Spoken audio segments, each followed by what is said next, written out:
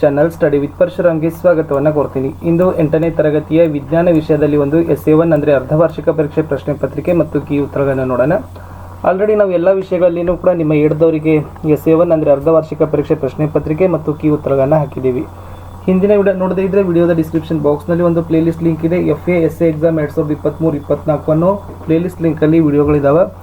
ಅವುಗಳನ್ನು ನೋಡಿ like, share ಹಾಗೂ ನಮ್ಮ ಚಾನಲ್ಗೆ ಸಬ್ಸ್ಕ್ರೈಬ್ ಮಾಡಲಿಕ್ಕೆ ಮರೆಯದಿರಿ. ಮೊದಲ ಮೇನ್ಸಲ್ಲಿರ್ತಕ್ಕಂಥದ್ದು ಬಹು ಆಯ್ಕೆ ಪ್ರಶ್ನೆಗಳಿತ್ತು 4. ಸರಿಯಾದ ಆಯ್ಕೆಯನ್ನು ಕ್ರಮಾಕ್ಷರದೊಂದಿಗೆ ಬರೀಬೇಕಾಗ್ತದೆ. ಪ್ರತಿ ಸರಿ ಉತ್ತರಕ್ಕೆ 1 ಅಂಕ. ಮೊದಲ ಪ್ರಶ್ನೆ, ಬ್ರೆಡ್ ಅಥವಾ ಇಡ್ಲಿ ಹಿಟ್ಟು ಉಬ್ಬೋದು ಈ ಕಾರಣದಿಂದ ಅಂತ ಕೇಳಿದ್ದಾರೆ. A ಶಾಖ, B ರುಬ್ಬುವಿಕೆ, C ಈಸ್ಟ್ ಕೋಶಗಳ ಬೆಳವಣಿಗೆ, D ಮಾಗುವಿಕೆ. ಸರಿಯಾದ ಉತ್ತರ ಈಸ್ಟ್ ಕೋಶಗಳ ಬೆಳವಣಿಗೆ. ಪ್ರಶ್ನೆ 2, ಲೋಹಗಳು ಆಮ್ಲಗಳೊಂದಿಗೆ ವರ್ತಿಸಿ ಬಿಡುಗಡೆ ಮಾಡುವ ಅನಿಲ. A oxygen, B hydrogen, C ಇಂಗಾಲದ ಡೈಆಕ್ಸೈಡ್, D ನೈಟ್ರೋಜನ್. ಸರಿಯಾದ ಉತ್ತರ B ಹೈಡ್ರೋಜನ್. ಪ್ರಶ್ನೆ 3, ವಲಸೆ ಹಕ್ಕಿಗಳು ದೂರದ ಸ್ಥಳಗಳಿಗೆ ಹಾರಿ ಹೋಗಲು ಡ್ಯಾಶ್ ಬದಲಾವಣೆಗಳು ಕಾರಣ. A ಪರಿಸರ, B ಅಪಾಯಕಾರಿ, C ನೈಸರ್ಗಿಕ, D ಹವಾಮಾನ. ಸರಿಯಾದ ಉತ್ತರ ಹವಾಮಾನ. ಪ್ರಶ್ನೆ 4, ಈ ಕೆಳಗಿನ ಧ್ವನಿಗಳಲ್ಲಿ ಯಾರ ಧ್ವನಿ ಕನಿಷ್ಠ ಆವೃತ್ತಿಯನ್ನು ಹೊಂದಿದೆ. A ಹೆಣ್ಣು ಮಗು, B ಗಂಡು ಮಗು, C ಪುರುಷ, D ಮಹಿಳೆ. ಸರಿಯಾದ ಉತ್ತರ ಮಹಿಳೆಯ ಧ್ವನಿಯಲ್ಲಿ ನಾವೇನು ಮಾಡ್ತೀವಪ್ಪ ಅಂದರೆ ಕನಿಷ್ಠ ಆವೃತ್ತಿಯನ್ನು ಕಾಣ್ತೀವಿ. ಇನ್ನು ಮುಂದಿನ ಪ್ರಶ್ನೆಗಳನ್ನು ನೀವುಗಳು ಒಂದೊಂದು ವಾಕ್ಯದಲ್ಲಿ ಉತ್ತರಗಳನ್ನು ಬರೀಬೇಕಾಗ್ತದೆ. 3 ಪ್ರಶ್ನೆಗಳಿತ್ತು, ತಲಾ ಒಂದಕ್ಕೆ 1 ಅಂಕ. 5ನೇ ಪ್ರಶ್ನೆ, ಕೋಕ್ನ ಉಪಯೋಗಗಳನ್ನು ಬರೆಯಿರಿ ಅಂತ ಕೇಳಿದ್ರು. ಉತ್ತರ ಇದೆ, ಉಕ್ಕಿನ ಉತ್ಪಾದನೆ ಮತ್ತು ಅನೇಕ ಲೋಹಗಳ ಉದ್ಧರಣೆಗಳಲ್ಲಿ ಏನು ಮಾಡ್ತಾರಪ್ಪ ಅಂದ್ರೆ ಕೋಕನ್ನು ಉಪಯೋಗಿಸ್ತಾರೆ. ಪ್ರಶ್ನೆ 6, ರಸ್ತೆಗಳ ಮೇಲ್ಮೈ ನಿರ್ಮಾಣದಲ್ಲಿ ಉಪಯೋಗಿಸ್ತಕ್ಕಂಥ ಪೆಟ್ರೋಲಿಯಂ ಉತ್ಪನ್ನವನ್ನು ಹೆಸರಿಸಿ. ಉತ್ತರ ಕಲ್ಲಿದ್ದಲು, ಡಾಂಬಾರು. 7ನೇ ಪ್ರಶ್ನೆ, ಒತ್ತಡ ಅಂದರೆ ಏನು ಅಂತ ಕೇಳಿದ್ದಾರೆ. ಏಕಮಾನ ವಿಸ್ತೀರ್ಣದಲ್ಲಿನ ಬಲಕ್ಕೆ ಏನಂತ ಕರೀತಾರೆ. ಒತ್ತಡ ಅಂತ ಕರೀತಾರೆ. ಮುಂದೆ 2 ಅಂಕದ ಪ್ರಶ್ನೆಗಳು 4 ಇದಾವೆ. ಪ್ರತಿ ಸರಿ ಉತ್ತರಕ್ಕೆ 2 ಅಂಕ, ಒಟ್ಟಾರೆ 8 ಅಂಕ. 8ನೇ ಪ್ರಶ್ನೆ, ಧ್ವನಿ ಪೆಟ್ಟಿಗೆಯ ಚಿತ್ರ ಬರೆಯಿರಿ ಅಂತ ಕೇಳಿದ್ದಾರೆ. ಸೊ ನೋಡ್ಕೊಡ್ರಿ. ಸೊ ಚಿತ್ರದ ಜೊತೆಗೆ ಭಾಗಗಳನ್ನು ಗುರುತಿಸಲಿಕ್ಕೆ ಬರಬೇಕು. ಆಯಾ ಅಂಗಗಳ ಕಾರ್ಯಗಳನ್ನು ಸಹಿತನೂ ಕೂಡ ನಿಮ್ಗೆ ಏನು ಮಾಡ್ತಾರಪ್ಪ ಅಂದ್ರೆ ಕೇಳ್ತಾರೆ. ಅದನ್ನು ಕೂಡ ನಿಮಗೆ ಗೊತ್ತಿರಬೇಕು. 9ನೇ ಪ್ರಶ್ನೆ, ಸೂಕ್ಷ್ಮ ಜೀವಿಗಳ ಪ್ರಮುಖ ಗುಂಪುಗಳನ್ನು ಹೆಸರಿಸಿರಿ. ಹಾಗಾದರೆ ಈ ಸೂಕ್ಷ್ಮ ಜೀವಿಗಳಲ್ಲಿ 4 ಪ್ರಮುಖ ಗುಂಪುಗಳು ಬರ್ತವೆ. ಮೊದಲನೇದು ಬ್ಯಾಕ್ಟೀರಿಯಾ, 2 ಶಿಲೀಂಧ್ರ, 3 ಪ್ರೋಟೋಜೋವಾ, 4 ಶೈವಲಗಳು. ಇಂಪಾರ್ಟೆಂಟ್ ಇದೆ, ಕ್ವಶನ್ಸ್ ರಿಪೀಟ್ ಆಗ್ತಕ್ಕಂಥ ಚಾನ್ಸಸ್ ತುಂಬಾ ಇದ್ದಾವೆ. ಮುಂದಿನ ಪ್ರಶ್ನೆ, ಆಟಗಾರರು ಸ್ಟ್ರೈಕ್ ಇರೋ ಬೂಟಗಳನ್ನು ಏಕೆ ಧರಿಸ್ತಾರೆ, ವಿವರಿಸಿರಿ ಅಂತ ಕೇಳಿದರು. ಉತ್ತರ, ಆಟಗಾರರು ಸ್ಟ್ರೈಕ್ ಇರೋ ಬೂಟಗಳನ್ನು ಧರಿಸಿರ್ತಾರೆ. ಕಾರಣ ಸ್ಟ್ರೈಕ್ಗಳು ನೆಲ ಮತ್ತು ಬೂಟುಗಳ ನಡುವಿನ ಘರ್ಷಣೆಯನ್ನು ಹೆಚ್ಚಿಸಿ ಓಡುವಾಗ ಹೆಚ್ಚಿನ ಹಿಡಿತವನ್ನು ಸಾಧಿಸೋ ಸಲುವಾಗಿ ಆಟಗಾರರು ಏನು ಮಾಡ್ತಾರಪ್ಪ ಅಂದರೆ ಈ ಸ್ಟ್ರೈಕ್ ಇರ್ತಕ್ಕಂಥ ಬೂಟಗಳನ್ನೇ ಧರಿಸ್ತಾರೆ. ಮುಂದಿನ ಪ್ರಶ್ನೆ, ಬಲದ ವಿವಿಧ ವಿಧಗಳಾದವು ಅಂತ ಕೇಳಿದರೆ. ಸ್ನಾಯು ಬಲ, ಸಂಪರ್ಕ ಬಲ, ಸಂಪರ್ಕರಹಿತ ಬಲ, ಗುರುತ್ವಾಕರ್ಷಣೆ ಬಲ, ಘರ್ಷಣೆ, ಆಕಾರ, ಅಪಕರ್ಷಣೆ ಇವೆಲ್ಲವುಗಳು ಕೂಡ ಇತ್ತು.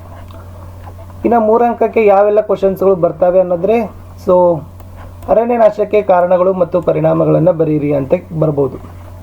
ಇಲ್ಲಿ ಅರಣ್ಯನಾಶಕ್ಕೆ ಕಾರಣಗಳಂದಾಗ ಮುಖ್ಯವಾಗಿ ಏನಾಗ್ತದಪ್ಪ ಅಂದ್ರೆ ಈ ವ್ಯವಸಾಯವನ್ನು ಮಾಡಲಿಕ್ಕೆ ಭೂಮಿಯನ್ನಾಗಿ ಏನು ಮಾಡ್ತಾರೆ, ಕೃಷಿ ಕ್ಷೇತ್ರವಾಗಿ ಪರಿವರ್ತನೆ ಮಾಡ್ತಾರೆ. ಮನೆ ಮತ್ತು ಕಾರ್ಖಾನೆಗಳನ್ನು ಕಟ್ತಾರೆ, ಪೀಠೋಪಕರಣ ತಯಾರಿಸ್ತಾರೆ. ಅತಿಯಾಗಿ ಉರುವಲು ಅಂದರೆ ಇಂಧನವಾಗಿ ಸಹಿತ ಮರಗಳನ್ನು ಬಳಸ್ತಾ ಇದ್ದಾರೆ.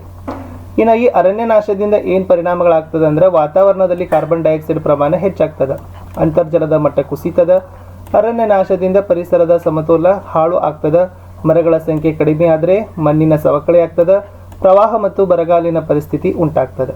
ಮುಂದಿನ ಪ್ರಶ್ನೆ ಇತ್ತು, ಸಂಶ್ಲೇಷಿತ ಎಳೆಗಳನ್ನು ಉತ್ಪಾದಿಸುವುದು ನಿಜವಾಗಿಯೂ ಕಾಡುಗಳ ಸಂರಕ್ಷಣೆಗೆ ನೆರವಾಗುತ್ತದೆ, ವಿವರಿಸಿರಿ. ಉತ್ತರ ಇತ್ತು, ಈ ನೈಸರ್ಗಿಕ ಎಳೆಗಳ ಕಚ್ಚಾ ವಸ್ತುಗಳು ನೈಸರ್ಗಿಕವಾಗಿ ಪ್ರಮುಖವಾಗಿ ಗಿಡಮರಗಳಿಂದ ದೊರೆತವೆ. ಇದರರ್ಥ ಅಪಾರ ಗಿಡಮರಗಳ ನಾಶ ಇದು ಅರಣ್ಯ ನಾಶಕ್ಕೆ ಕಾರಣವಾಗ್ತದೆ. ಆದರೆ ಈ ಸಂಶ್ಲೇಷಿತ ಎಳೆಗಳ ಕಚ್ಚಾ ವಸ್ತುಗಳು ಪ್ರಮುಖವಾಗಿ ಪೆಟ್ರೋ ರಾಸಾಯನಿಕಗಳು ಆಗಿದ್ದಾವೆ.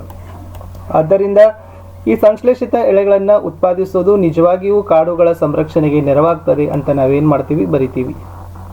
4 ಅಂಕಕ್ಕೆ ಪ್ರಶ್ನೆ ಇತ್ತು, ಈ ಕೆಳಗಿನ ಸಂದರ್ಭಗಳಲ್ಲಿ ಏನಾಗ್ತದೆ ಅಂತ ಕೇಳಿದ್ದಾರೆ. ಮೊದಲನೇ ಪ್ರಶ್ನೆ, A ತಾಮ್ರದ ಫಲಕದ ಮೇಲೆ ಸಾರರಿಕ್ತ ಸಲ್ಫೋರಿಕ್ ಆಮ್ಲ ಸುರಿದಾಗ.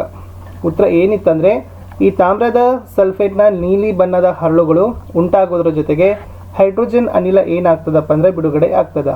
ಅದನ್ನೇ ನಾವು ಸಮೀಕರಣದಲ್ಲಿ ಬರಿಬಹುದು, ತಾಮ್ರ ಪ್ಲಸ್ ಸಲ್ಫೋರಿಕ್ ಆಮ್ಲ ಇಟ್ ಗಿವ್ಸ್ ಟು ತಾಮ್ರದ ಸಲ್ಫೇಟ್ ಪ್ಲಸ್ ಹೈಡ್ರೋಜನ್. ಎರಡನೇದಿದೆ ಎಸ್, ಕಬ್ಬಿಣದ ಮೊಳೆಗಳನ್ನು ತಾಮ್ರದ ಸಲ್ಫೇಟ್ ದ್ರಾವಣದಲ್ಲಿ ಇಟ್ಟಾಗ ಈ ಮೇಲಿನ ಕ್ರಿಯೆಯ ಪದ ಸಮೀಕರಣಗಳನ್ನು ಬರೀರಿ. ಇಲ್ಲಿ ಈ ಕಬ್ಬಿಣ ಹೆಚ್ಚು ಕ್ರಿಯಾಶೀಲವಾಗಿರ್ತದೆ, ತಾಮ್ರದ ಸಲ್ಫೇಟ್ ದ್ರಾವಣದಿಂದ ತಾಮ್ರವನ್ನು ಸ್ಥಾನಪಲ್ಲಟಗೊಳಿಸ್ತದೆ. ಈ ತಾಮ್ರ ಮೊಳೆಯ ಮೇಲೆ ಸಂಗ್ರಹವಾಗ್ತದೆ ಮತ್ತು ತಾಮ್ರದ ಸಲ್ಫೇಟ್ ದ್ರಾವಣದ ನೀಲಿ ಬಣ್ಣ ಕ್ಷೀಣಿಸ್ತದೆ. ಕ್ವಶನ್ ಪೇಪರ್ನ ಲಾಸ್ಟ್ ಕ್ವಶನ್ ಇತ್ತು 5 ಮಾರ್ಕ್ಸಿಗೆ. ಕೃಷಿ ಹಂತಗಳನ್ನು ಪಟ್ಟಿ ಮಾಡಿ ನೀರನ್ನು ಉಳಿತಾಯ ಮಾಡ್ತಕ್ಕಂಥ ನೀರಾವರಿಯ 2 ವಿಧಗಳನ್ನು ವಿವರಿಸ್ರಿ, ಅಥವಾ ಈ ರಸಗೊಬ್ಬರಗಳು ಸಾವಯವ ಗೊಬ್ಬರಕ್ಕಿಂತ ಹೇಗೆ ಭಿನ್ನವಾಗಿವೆ ಅಂತಕ್ಕಂಥ ಪಟ್ಟಿ ಮಾಡಿ ಅಂತ ಕೇಳಿದ್ದಾರೆ. ಸೊ ಫಸ್ಟ್ ನಾವು ಕೃಷಿಯ ಹಂತಗಳನ್ನು ನೋಡೋಣ. ಇಲ್ಲಿ ಮೊದಲಿಗೆ ಮಣ್ಣನ್ನು ಹದಗೊಳಿಸ್ತಾರೆ, ಬಿತ್ತನೆ ಮಾಡ್ತಾರೆ, ಸಾವಯವ ಗೊಬ್ಬರ ಮತ್ತು ರಸಗೊಬ್ಬರಗಳನ್ನು ಸೇರಿಸ್ತಾರೆ, ನೀರಾವರಿ, ಕಳೆಗಳಿಂದ ರಕ್ಷಣೆ, ಕೊಯ್ಲು, ಕಡೆಗೆ ಇರತಕ್ಕಂಥದ್ದು ಸಂಗ್ರಹಣೆ ಅಂತ ಇದೆ. ಇನ್ನು ಈ ನೀರನ್ನು ಉಳಿತಾಯ ಮಾಡಲಿಕ್ಕೆ ಇರತಕ್ಕಂಥ ನೀರಾವರಿಯ 2 ವಿಧಾನಗಳಲ್ಲಿ ಒಂದು ತುಂತುರು ನೀರಾವರಿ ವಿಧಾನ, 2 ಹನಿ ನೀರಾವರಿ ವಿಧಾನ ಇತ್ತು. ಇನ್ನು ವೆರಿ ಮೋಸ್ಟ್ ಇಂಪಾರ್ಟೆಂಟ್ ಕ್ವಶನ್ ಏನಪ್ಪ ಅಂದರೆ ನಿಮಗೆ ರಸಗೊಬ್ಬರ ಮತ್ತು ಸಾವಯವ ಗೊಬ್ಬರದ ನಡುವಿನ ವ್ಯತ್ಯಾಸಗಳನ್ನು ಕೇಳ್ತಾರೆ. ಇಲ್ಲಿ ರಸಗೊಬ್ಬರ ಅಂತಕ್ಕಂಥದ್ದು ಮಾನವ ನಿರ್ಮಿತ ನಿರವಯವ ಲವಣವಾಗದ, ಬಟ್ ಸಾವಯವ ಗೊಬ್ಬರ ಅಂತಕ್ಕಂಥದ್ದು ಒಂದು ನೈಸರ್ಗಿಕ ಪದಾರ್ಥ. ಅದನ್ನು ಈ ಸಗಣಿ ಮತ್ತು ಸಸ್ಯಗಳ ಉಳಿಕೆಗಳ ವಿಘಟನೆಗಳಿಂದ ಪಡಿತಾರೆ. ಮುಂದೆ ಈ ರಸಗೊಬ್ಬರಗಳನ್ನು ಕಾರ್ಖಾನೆಗಳಲ್ಲಿ ತಯಾರಿಸಿದರೆ ಸಾವಯವ ಗೊಬ್ಬರಗಳನ್ನು ಈ ಬಯಲು ಪ್ರದೇಶಗಳಲ್ಲಿ ಉತ್ಪಾದನೆಯನ್ನು ಮಾಡ್ತಾರೆ.